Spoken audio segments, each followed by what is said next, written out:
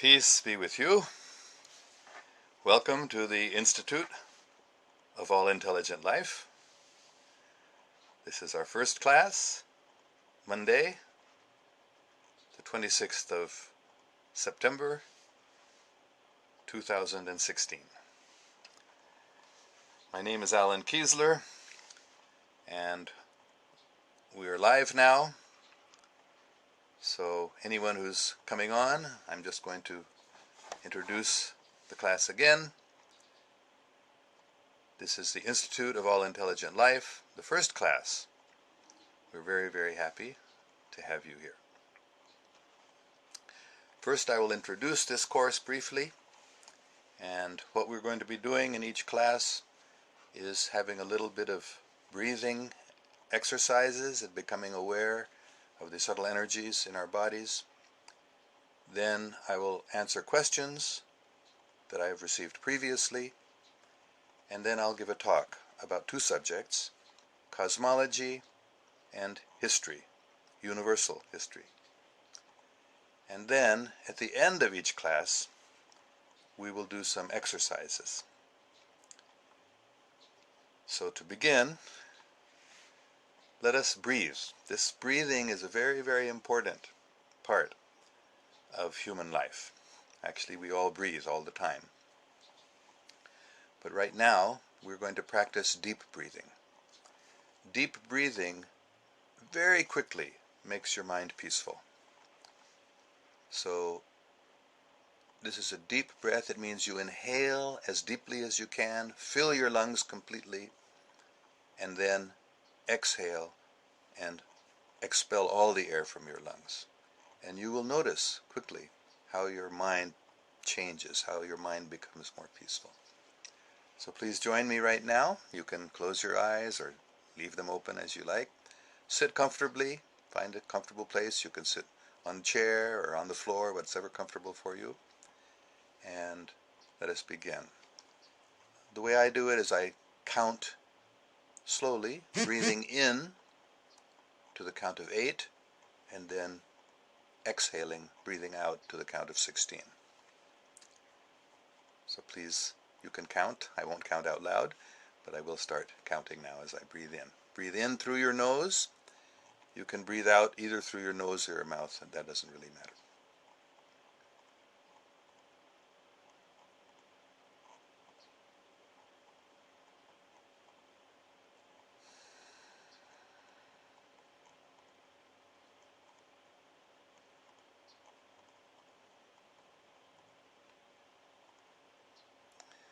I just did one breathing in and breathing out. Now we'll do one more.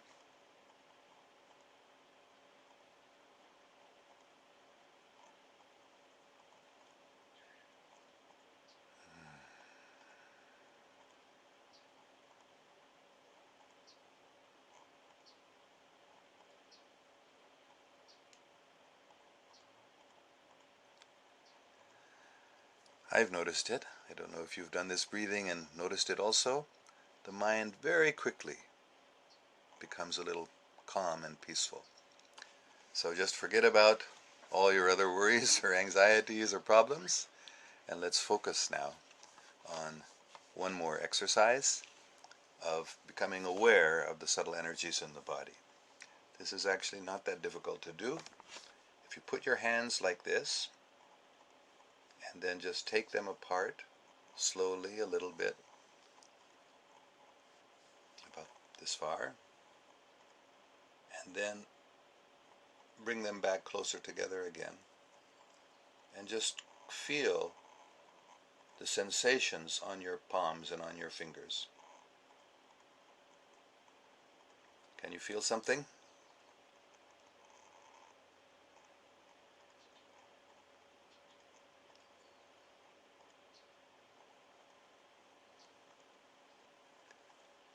So this energy, you can also make a little ball of energy between your hands. Just meditate on, imagine this ball of energy. And this is actually a real ball. This energy is real. And you can feel it a little bit. Those who are advanced in this, they can actually throw the ball. and have physical effects. But for now, we're just becoming aware of this energy, and as you feel this energy, you can energize your body from your hands like this also. You can also rub your hands, and you'll feel a little warmth. This also brings energy into the hands, and you can use it for strengthening, healing, and especially balancing the energies of your body. The science of qi, it's called in China, the subtle energy, is very, very important. And it's well known in China especially. There's Tai Chi, Qigong, different practices, scientific practices for making the body healthy and in balance, the mind. So I advise everyone to practice some form of Tai Chi or Qigong or some sort of breathing and exercises. It will help you. You'll see the influence on your life. So I am going to begin with a couple of questions that I've received, and you may ask questions. I won't answer the questions right now mostly, but tomorrow's class I will begin after a few breathing exercises like I'm doing now by answering questions. So one of the most common questions that I've received again and again is, how can you be so sure there are extraterrestrials? I have never seen any extraterrestrials. I don't believe there are extraterrestrials. And so the answer is, as many of you may know already if you've read about my experiences, I have met personally beings who have originated from other planets. And the first incident is when I was 9 years old, and I was walking home from school through a forested area, and there was an opening in the forest in one place, and there was a flying saucer sitting on the ground. I mean, on some stilts on the ground. I'm just going to get this.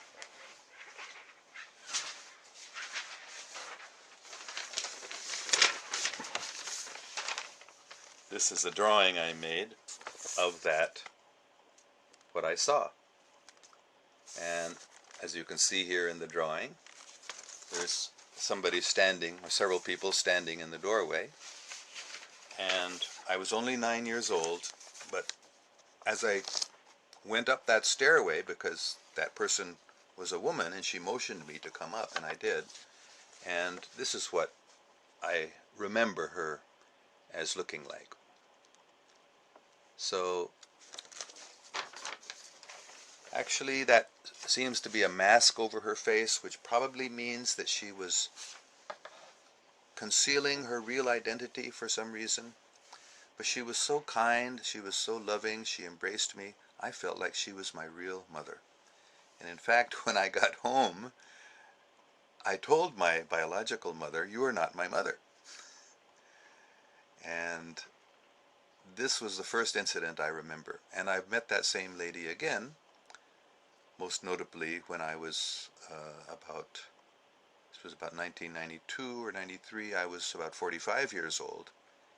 And I saw the same craft again, but that time it was up in the sky.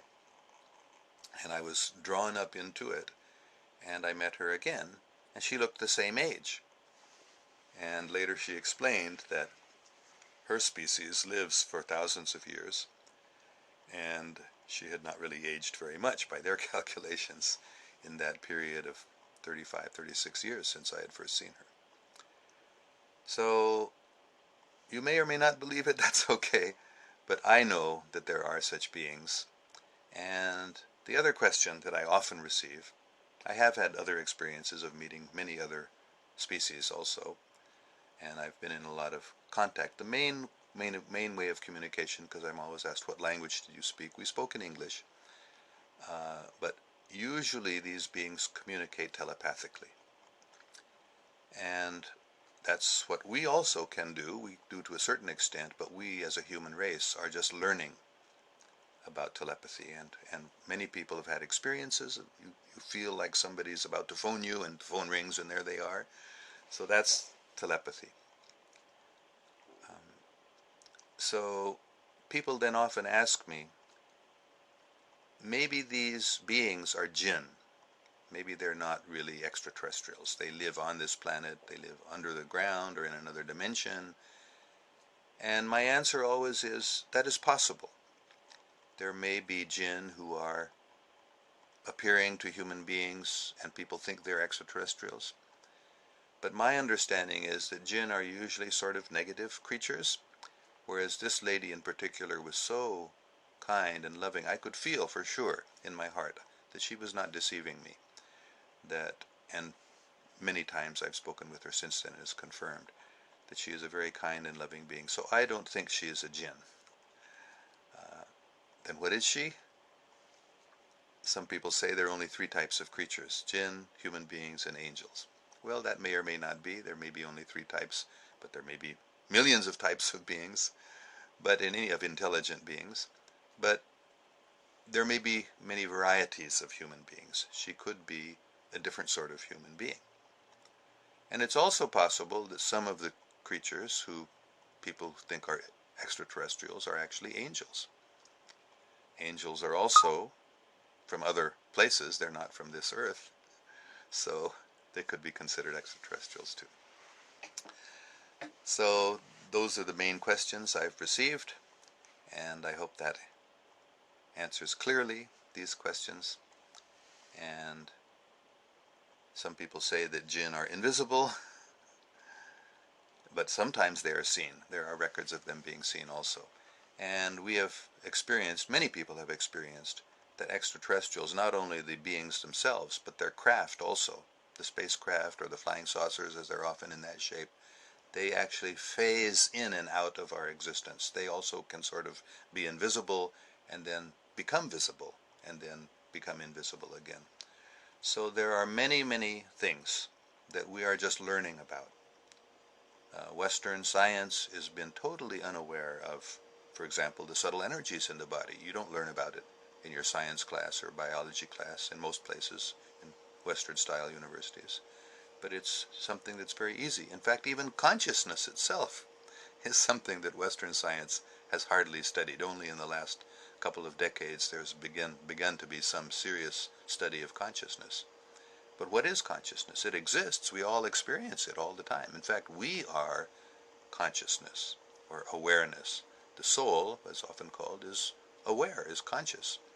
So consciousness is a reality, but Western science has been practically unaware of it. Similarly, the subtle energies of the body, which you could probably feel, as you do this, that energy is a real thing, but Western science has been completely unaware of it, to the great detriment of Western medicine, whereas Chinese medicine with acupuncture, for example, acupressure, and other forms of medicine, traditional medicines around the world, they deal with the subtle energy and heal people on that basis. So I'm having a little equipment problem here, just checking it. Okay. So we should realize that there are many, many things that we are not aware of. There's a famous quote from Shakespeare, Hamlet. There are many things that are not dreamt of in our philosophy, Horatio. I think Hamlet was speaking that. So there are many things that we really don't understand very well. But in this class, I hope we can talk a little about some of those things and learn. And the most important thing that I've been learning about is the universe, the structure of the universe, and also the history of the universe. So just as an introduction to the cosmos in terms of its structure, this is a very interesting topic, and there are different sources of information, mostly extraterrestrial. And the most important thing, I think, for us to realize is that there are many, many galaxies, and there are many dimensions of existence here within this world that we live in. There's a famous statement or poetic line by Iqbal, the great poet Muhammad Iqbal, that "Sitaron se aage jahan aur bhi hain." There are worlds or universes beyond the stars. So there are many dimensions of existence within this material world. Within this world that we're living in, there are different levels of existence. And there are many extraterrestrials who are aware of those different dimensions. But even a good number of them are not aware of the fact that there is another reality beyond this material existence, which I call trans-dimensional. That is, this world that we live in consists of many different dimensions. We experience usually 3 dimensions or 4 dimensions, counting time, up, the x, y, and z coordinates in geometry. But there are many dimensions. According to a lot of modern physics, which actually some of it is based on extraterrestrial information, talks about 11 dimensions within this world that we're living in. So reality is much more complicated than the official astronomy that we study in our schools admits.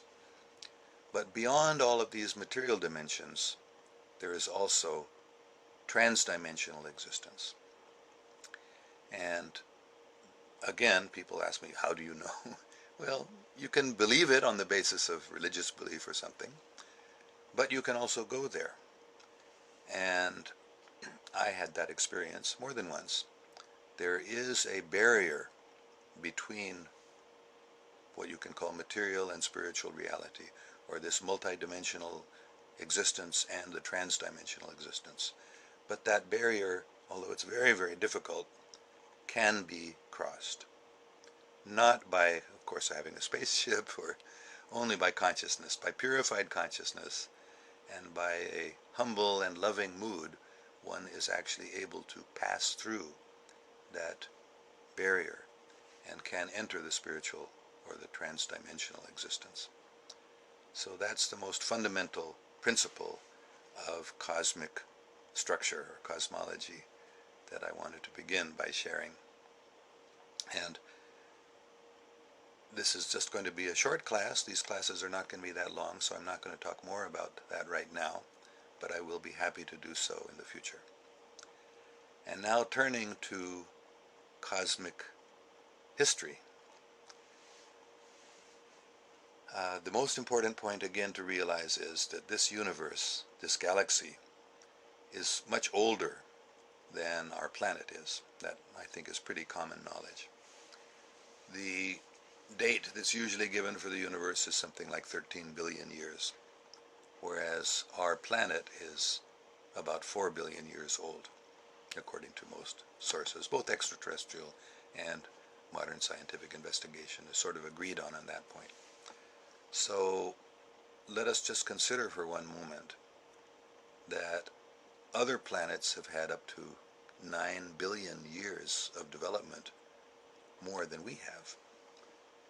So because there are millions and billions, even trillions of galaxies that have been seen, and because, not by our eyes of course, but by telescopes, by Hubble telescope, there are billions of stars in each galaxy. And many, many of those stars, if not all of them, many of them have planets, and a good number of those planets are quite capable of sustaining life, as we know it even, and then there are many other forms of life that we're not aware of. So there are literally millions and billions of civilizations within our galaxy alone. And many of them are far, far more advanced than we are.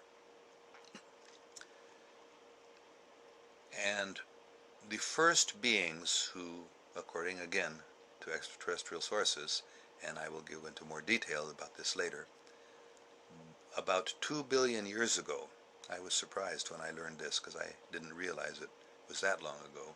I was thinking maybe hundreds of thousands, maybe millions of years ago were the first intelligent beings on this planet, because there's a lot of archaeological evidence. There's a book called Forbidden Archaeology by Michael Cremo and Richard Thompson that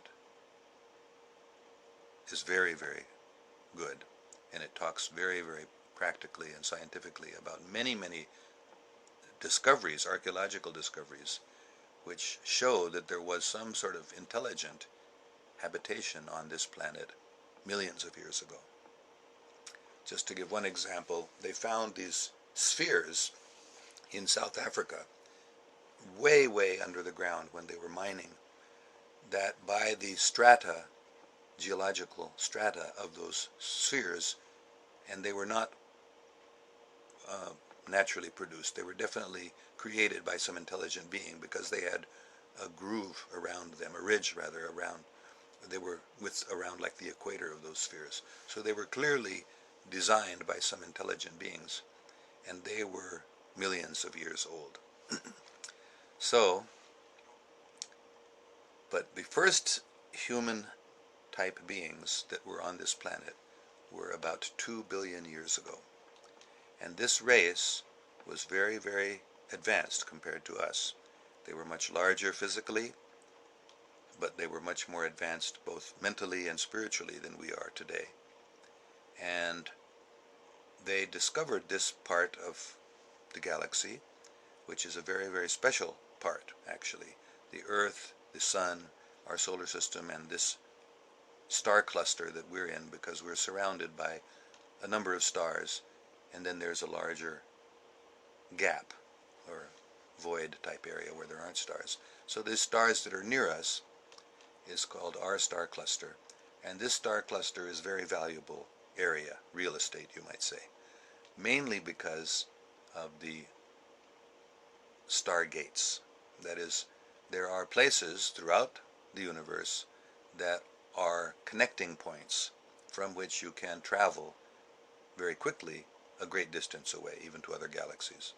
So our planet and our solar system is especially valuable because of a very powerful stargate that is near us. So therefore, being around here is an important area.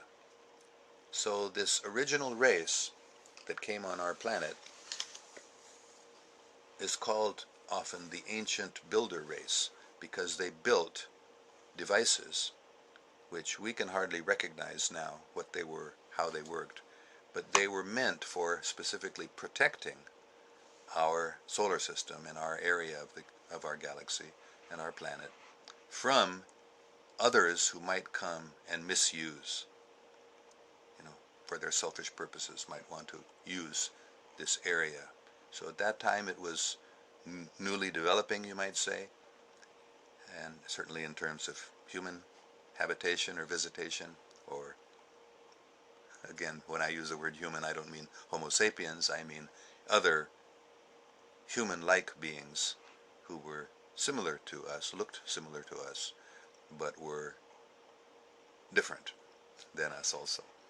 So that original race that looked like us, that came here, they built many, many structures which have been found. Some of them have been found, and they are technologically very advanced, and they're basically meant for protecting our solar system and our section of the galaxy from people who wanted to misuse it or would misuse it for their selfish purposes. So this ancient builder race lived here for a long, long time. And as seems to be the purpose of the universe, they progressed, they evolved, spiritually I'm talking about, not Darwinian evolution, but spiritual evolution, over a long, long period of time. They made further progress in terms of their own conscious awareness, the level of their awareness and the level of their spirituality. And then they left here.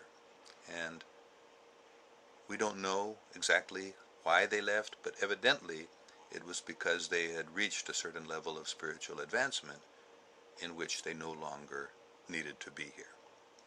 And we can say perhaps they ascended to the transdimensional existence.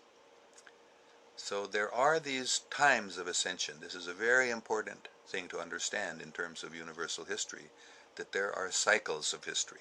Just like we have daily cycles of sunrise, noon, sunset, night, we have monthly cycles of the moon, and we have yearly cycles, spring, summer, fall, winter. There are also cycles like that in terms of universal, galactic, and stellar activity.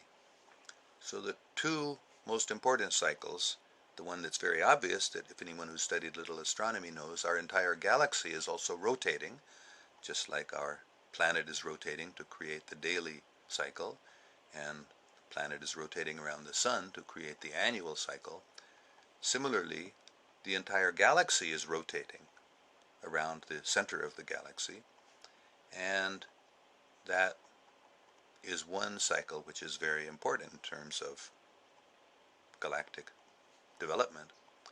But there is also another cycle which has to do with our sun, our solar system, which also circles.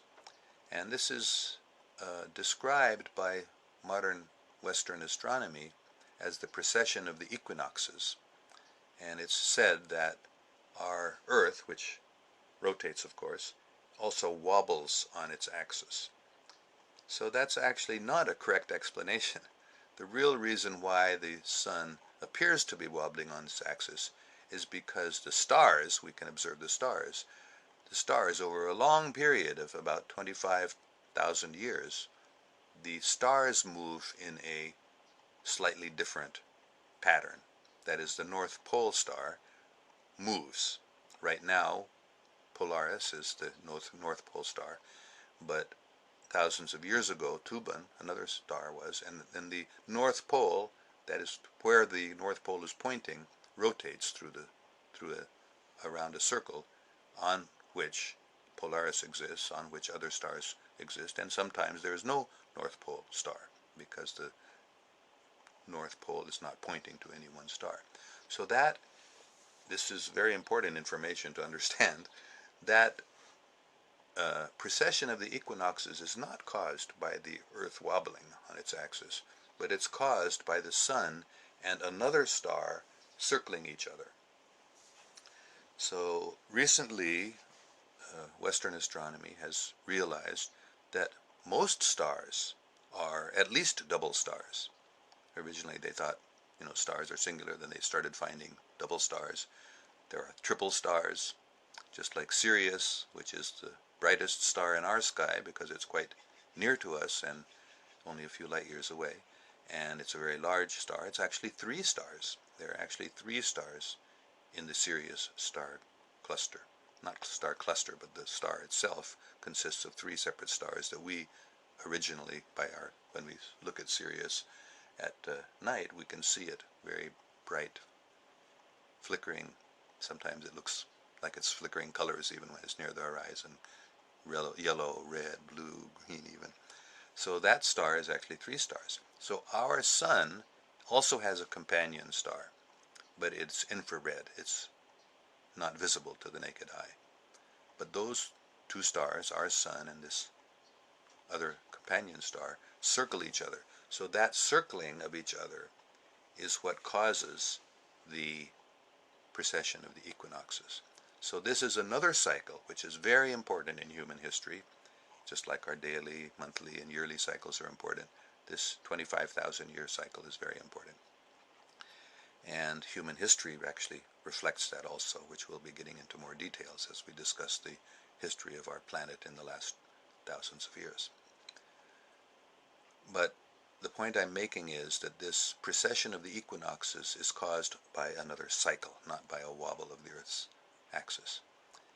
And that cycle has, just like spring, summer, fall, winter, there are different features of our seasons in terms of climate, especially. We notice the temperature goes up and down.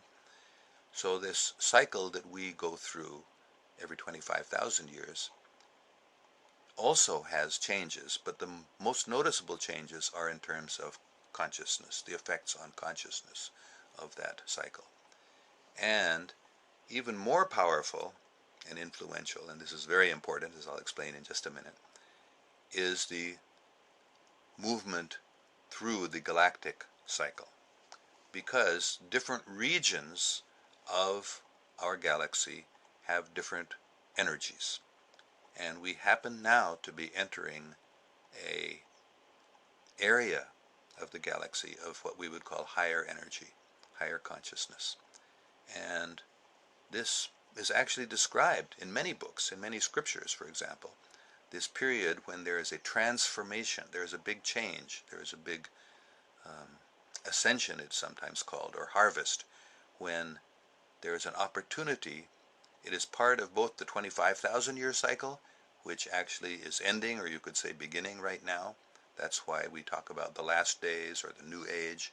That's happening at this time, not just in one day. The day of judgment is not one day. It's a period of time that may last for decades or even centuries. But it's a very, very critical time of transformation for the human race and for actually the entire planet. Planets go through these periods of ascension or days of judgment. However, what's very, very interesting at this time, that both the 25,000 year cycle and the area of the galaxy which we're entering, they both are coming to a climax, you might say. So this is an extremely important, critical, you might say, period of human history that we are entering, or we've been entering for some time, and we may be reaching the high point of that transformation. So this is why so many things are happening in the world. We've seen just in the last several decades, or certainly the last 100, 200 years, a total transformation of human society. Human society, for thousands of years, for example, transportation was by foot, by horseback, by carriage, or by chariot, or by boats. And just in the last 100 years or so, 150 years, steam engines, petrol, automobiles, airplanes, and spaceships. And although this is something that's very secret still, the United States government and other governments, including Russia, have developed teleportation, that is, transporting without using a vehicle, an automobile, or a boat, or a spaceship, or airplane, actually just being able to move. And this has been for several decades. And if you want to, because people are asking me how I know all this, I've seen a question. Sean Murphy has said, how do you know all this? I just happened to notice that in the chat section. This information, if you want to know about teleportation, for example, one of the first Americans, in fact he was the first American child who was teleported. His name is Andrew Basiago, and you can look him up. He is actually running for president of the United States in this 2016 election. So you can do a Google search, Andrew, A-N-D-R-E-W, Basiago, B-A-S-I-A-G-O, I believe. And he has himself teleported. And not only he, but at least 5 or 6 people, I almost said men, but there was one woman also who was revealed, they have been teleported even off of this planet to Mars. So this may be shocking to many people. It was quite amazing to me when I first heard this.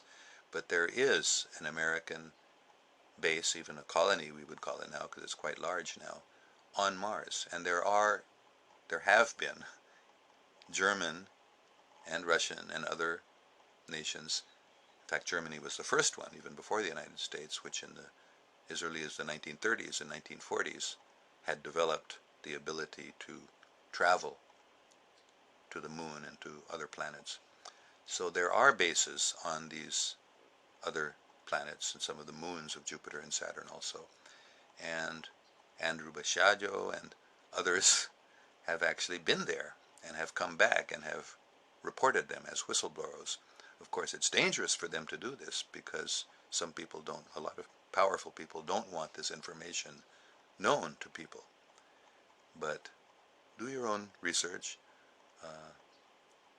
Basiago, B-A-S-I-A-G-O, Andrew Basiago is running for president of the United States. You might find his campaign platform on his website. But do the research on the Mars colony also. So these these spacecraft, and teleportation, these are methods of transportation also that have been developed. So all of this has just happened in the last 150 years, from going by horse or horse-drawn chariot to space travel. So this has been a huge change that has just happened in the very recent past on this planet. So this is clear that this is a very, very special, critical time in human history. And those people who have studied scriptural statements about the last days or the day of judgment, many people know, not just Christians or Muslims, Hindus, Buddhists, people of native traditions, Native American, Australian, all of these traditions, Japanese, Chinese, all of these traditions, African, they all agree that humanity is approaching a very special day, a very special time. And that will be the most significant thing, is it will be when the world will be united and peace will be established on the earth. So the world goes through, and the galaxy goes through cycles. So when we're studying history, we have to understand about these cycles that history passes through. And at certain stages there is an ascension or a harvest or a breakthrough to a higher level of existence. So this ancient builder race went through some sort of ascension or transformation, and evidently went to some other dimension, perhaps even into transdimensional existence. We don't really know what happened to them, but they went off the scene. They disappeared. And again, this is getting a little late now in this class, because I'm not going to make these more than about half an hour or 40 minutes. The most important thing to note is that after the ancient builder race left, after some time, some more negative creatures evolved here, and there was some sort of catastrophe that happened. It could have been a war, it could have been some natural catastrophe, but that protective system that the ancient builder race had put in place was damaged or destroyed. Not destroyed, because it still is around, but it ceased to be functional. So at that time, some very negative races came, and they put the earth in a bad condition, and that's why we're suffering. In our history that we know about is full of suffering. It's full of wars. It's full of people being even bewildered, confused about what's going on. But that's not the natural condition. It is natural in terms of cycles, but it's not the usual condition for people to be so confused and disturbed and fighting all the time, as we've experienced for the past thousands of years at least on this planet. So I'm looking forward very much to reading everyone's questions. But let me just point out, somebody has just said, Asad Rauf Khan has just written, I just Googled him, Andrew Basiago. It's A-N-D-E, let me just, he has spelled it A-N-D-R-E-W, then B-A-S-I-A-G-O. It's not pronounced Basiago, he's Polish. It's Basiago, I think is the correct pronunciation, but the spelling is correct. I'll repeat it one more time, and you can all Google it also. Andrew, A-N-D-R-E-W, Basiago, B-A-S-I-A-G-O. And you can read there about this gentleman. He's a lawyer and very well educated, but he was part of the teleportation project. And there's much more that's even more amazing than teleporting, which you can read about if you go on his websites. All right, thank you very much. I'm very, very happy that we've started this classes, and we will continue every day at the same time. That is 6:30 a.m. here in California, and at the present time, that is 6:30 p.m. in Pakistan. And I'm looking forward to reading your questions. And now we're going to conclude the class with having some exercises. I was planning to do them at the beginning, but I had equipment problems with them. As you may see, I have to I don't have a camera person, so I'm doing the camera myself. So now I have to set up the camera a little differently so that you can see me doing the exercises. Again, this is optional, of course, but I highly recommend that you do some sort of bodily exercises, Tai Chi or yoga. So this, what I'm doing is, it's actually my own, not my own invention, but my own development of a yoga practice.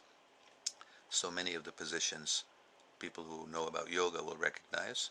Other positions are not very typical yoga positions, but they've just felt meaningful to me, so I've used them. So let's see if I can set this up without having too many problems here. And this is actually a very simple exercise, but it might seem a little complicated at first. But after some time, you can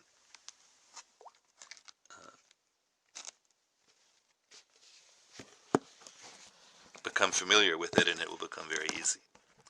Okay, I'm just trying to set this up in such a way that you'll be able to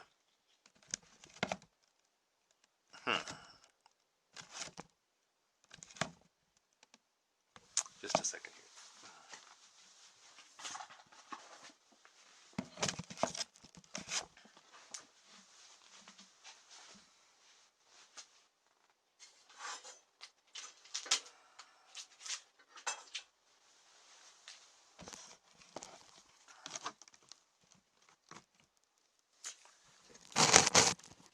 Okay, here we go. I think I've got it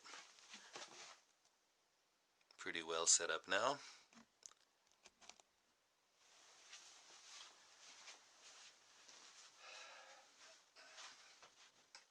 So, oops, I guess I'm going to have to adjust this a little bit more.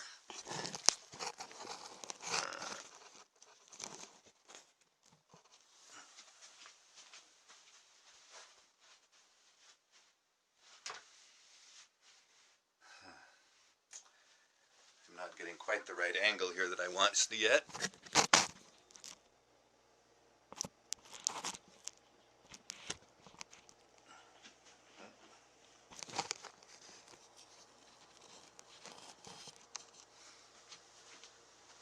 There we go. No. All right. We'll do it like this. So you just stand. I'm going to have to bend down because the camera's not getting on the right angle. But again, you can close your eyes or leave them open. And I'm sorry, this is, I don't know. I thought I had this all worked out because I have done this the last couple of days, but for some reason this right angle is not coming now. So let's see how I can use something else here to adjust this angle here. Sorry about this. I need to find something else that will be heavy enough to support. I know what I'll do. I'll just put something else here and hope that this does it.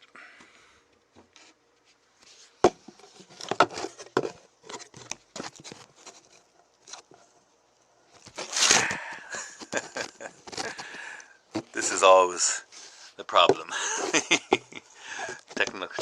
Technology, I'm not very good at this. I don't know why. I thought I had this all worked out. I'm going to try one more thing here.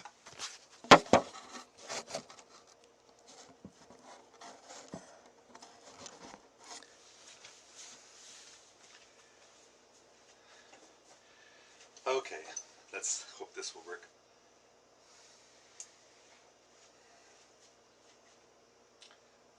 Just this is called the balancing position, and then stretch backwards with your hand as far back as you can,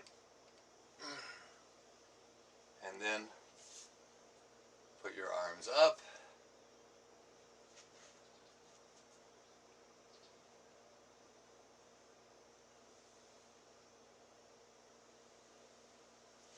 and bend down, touch your toes, and then put your left foot forward.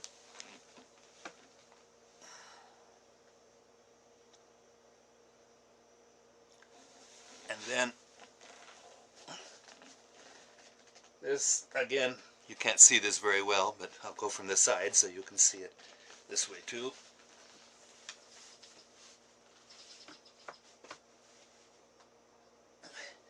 And the next one, you can't see me all there, so back to this. Arch your back.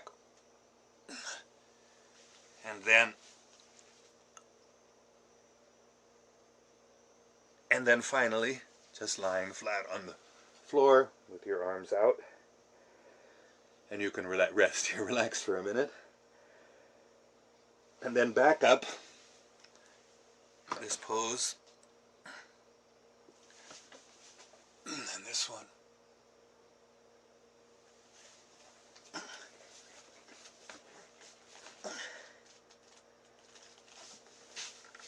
Oh, then put your right foot forward on the way back up. Again, you can arch your back and then stand up, touch your toes, hands on your knees, and back up to the resting position, balancing position. So I hope that's invigorating to you, balancing the energy, and we will conclude now. You can go over this, rewind it, and look at that. I usually go through it 2-3 times, and I do other exercises too. But that's the simple series of positions that you will find. It's very good for stretching out the body. It's also very good for making your mind peaceful, along with, of course, the breathing exercises. So I thank you all very much for watching this class. As I've explained before, this class is free. It's available. It will be available on the internet also, as well as this live Facebook chat. And you can review it either place. I'll give you the details about that later when I get it all confirmed. And we will meet every morning. You're welcome to join us. And if you want to, as I really appreciate it if you would, give some donation or pay the tuition for the class, which is all explained in detail on the website, allintelligentlife.com. And anyone who does register for the course and make the payment of the fees, your questions will have first priority, and I promise to answer all the questions of anyone who is registered in the course. And you will also get a certificate at the end of the course, and you will be able to participate in the course by selecting one book. You can choose any book of your choice that has to do with cosmology or universal history, and you can compare that book with what I'm teaching. And I'll be very happy to hear. It will be very educational for me too, to hear your summaries or presentations of those books that you choose, and everyone else will also. And then we will be able to discuss and compare them, and I will answer questions that you may have or that others may have about that comparison. So again, thank you very much. I really, really am happy that this class has started, and I look forward to answering your questions, and I look forward to having you again tomorrow and every day at the same time. May God protect us all.